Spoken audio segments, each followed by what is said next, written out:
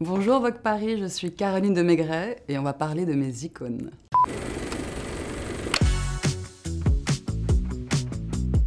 Quand j'avais 11 ans, j'étais en 5e et je suis tombée folle amoureuse de l'album d'Étienne Dao. Et il y avait Duel au soleil, cette chanson, qui me rendait dingue avec ma copine Chandira, je me souviens, et on lui a écrit une lettre à Étienne Dao et il nous a renvoyé à chacune une petite carte postale qu'il a signée de son nom avec un petit mot et j'étais très très heureuse.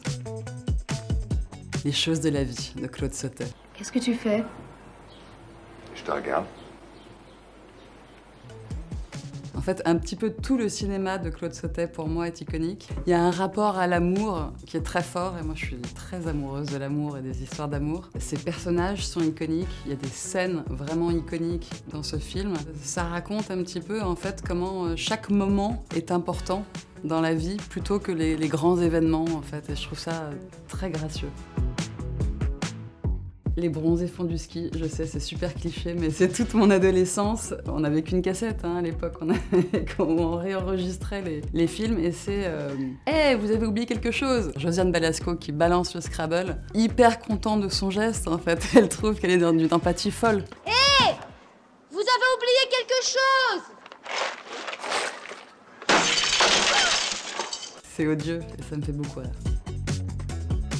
Ascenseur pour l'échafaud de Miles Davis, donc on est en plein dans les années 50 et c'est vraiment l'alliance du film noir et du jazz. Je t'attends, je n'attends que toi. Il l'a composé en direct en regardant le film en une nuit à Paris. Sabotage des Beastie Boys. Quand c'est sorti, je venais d'avoir mon bac. Et c'était vraiment le mélange de tout ce que j'aimais, qui était le mélange du punk, du hip-hop, du rap. Et c'est un clip de Spike Jonze, qui est une espèce de parodie des séries policières des 70s, de Starsky et Hutch et tout ça. Et c'est hyper drôle. Enfin, je sais pas, j'adore. Et il y a un rythme effréné comme ça, c'est drôle, l'image est super.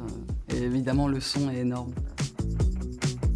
La veste Chanel. Moi, je suis fascinée par le travail de cette veste et des détails dans l'ourlet qui soit plombé par une chaîne pour que ça tienne toujours droit, quelle que soit la façon dont on bouge. Ben, je l'ai là, d'ailleurs. Là, il est là, l'ourlet.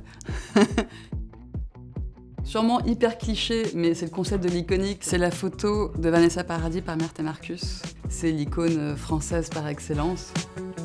J'adore les quais de la Seine, c'est un endroit où dès que je suis un peu triste, où je me retrouve, j'y vais en scout. Il y a un appel d'air sur les quais, on a toujours les cheveux au vent et d'un seul coup j'ai l'impression d'être dans une grande histoire dramatique, je sais pas, il y a quelque chose de très envoûtant.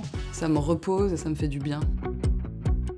Marguerite Duras, elle a une façon de parler d'amour qui me transcende. Il n'y a jamais vraiment de grandes actions, les actions sont plus dans les paroles des personnages. Ça donne toujours très envie d'avoir de grandes histoires d'amour. Le dernier que je viens de relire, c'était Le ravissement de Lol Wichstein, qui est génial, mais ils sont tous super. J'ai pas du tout envie de choisir, en fait.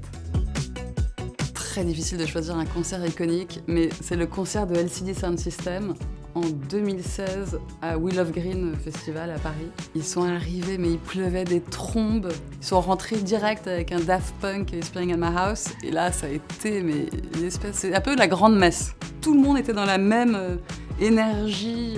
C'était super. C'est Keith Richards. Pour moi, c'est mon référent de style. Quand je porte une veste ou quelque chose, je me dis, tiens, comment est-ce qu'il l'aurait mis? Ah ouais, il aurait ouvert un bouton de trop de sa chemise, il aurait foutu des colliers en masse, des trucs. Il a toujours une façon de rendre plus rock'n'roll. Évidemment, bon, de toute façon, il l'est par défaut, hein, c'est l'emblématique du rock, mais aussi d'une façon très sensuelle. Puis sa musique, tout, ça c'est une icône. Merci Vogue Paris, et n'oubliez pas de vous abonner à la chaîne YouTube.